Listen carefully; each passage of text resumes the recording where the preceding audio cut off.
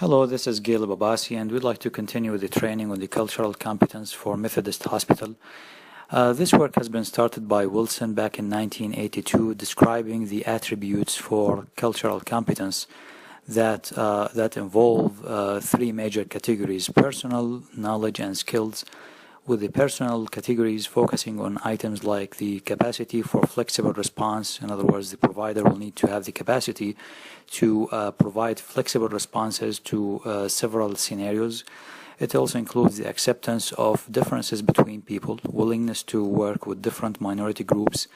It also includes the articulation of people's personal values, stereotypes and biases, communicating our commitment to change, racism and prejudice, and last but not least, the resolution of one's feelings about professional image versus systematic exclusion.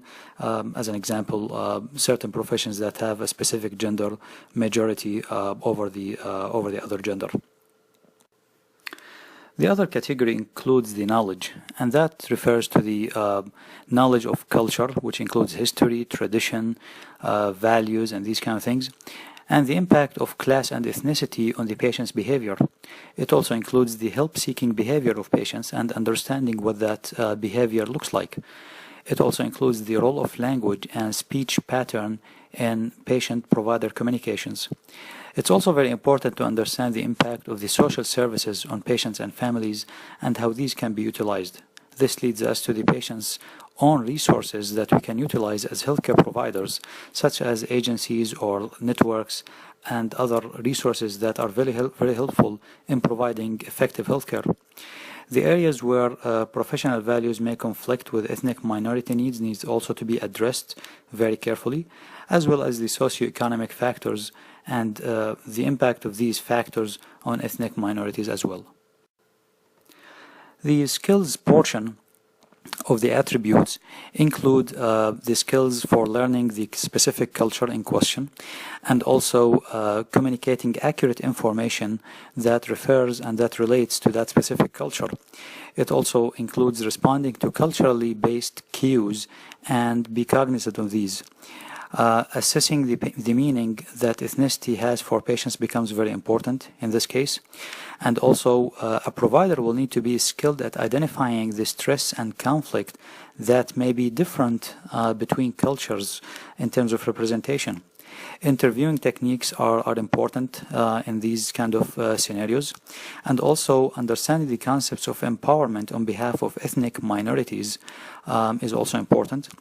It's also vital in this case to be able to use resources on behalf of patients who otherwise may not be able to, and also recognizing the racism and stereotypes as a skill becomes very vital for a healthcare provider, as well as evaluating the perception of minorities for new techniques and research. The other piece on training for the cultural competence is regarding the cultural interaction. And we'd like to give some examples on the patient's perspective on cultural reference versus the provider's.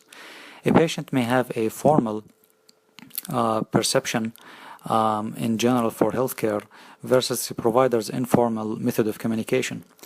A patient may actually express their kindness and love through embraces, kisses, and handshakes, versus a cultural background for the provider that includes only handshakes. A patient cultural reference may include a hierarchical or gender inequality versus an equalitarian perspective for the provider. A patient may focus on extended family, and we see this a lot in minorities, versus more individualistic approach by the provider's cultural background. And also a patient may be implicit and indirect in terms of their medical information communication compared to a provider's direct communication in the explicit methods. And last but not least, a patient may value the time as prompt and important in terms of treatment timings, versus a provider whose experience may dictate that time might be relative. Let's now watch a short video and then follow that by some Q&A regarding some cultural differences and interests for minorities and diverse populations. I'm Albanian. I am Chinese. I am deaf. I am Punjabi. My diversity is a strength, not an obstacle. I want to be treated with respect. With respect. I want you to acknowledge my belief and customs, even if you don't understand them. I want to feel I have been heard and understood. I want to understand what I'm being told and not be made to feel small if I don't understand. I want to feel safe. English is not my first language, so when you're talking about my health, Please don't use medical jargon. Make sure I understand your instructions. A misunderstanding over a dosage could be fatal. Don't forget to ask me about the quality of your care. My feedback is valuable. If I have a complaint, I want to have somewhere to go where I will be heard and understood. I want to see my culture represented in your organization. I want to feel safe.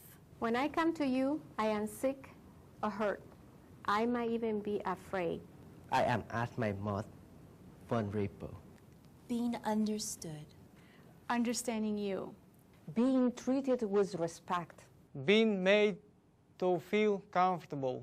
Being accepted as I am. As I am. These things instill confidence. Make me feel safe.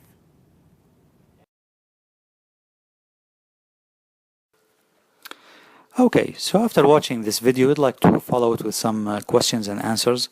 And the first question I'd like to indicate here is, what seems to matter the most to patients?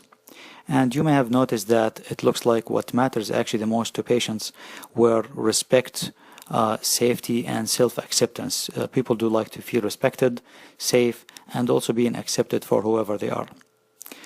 The second question I'd like to pose here is, what level of sophistication is desired when communicating medical information to patients? And the answer would be, we'd like to have basic communication with no medical jargons. People don't like to have complicated language being involved in these communications, as it also makes this makes the understanding for these patients more difficult when compared to just the basic or lay-term language. And the last question I'd like to pose here is, how do patients value the importance of their feedback? You probably also noticed that the answer to this question becomes that patients are like to be heard in general when it comes to issues regarding their healthcare, and also they like to find accessible venues when they need to complain. So with that, I conclude my session, and now I'm going to move to Lakendra, who is going to walk you through the recommendations that we have for Methodist Hospital.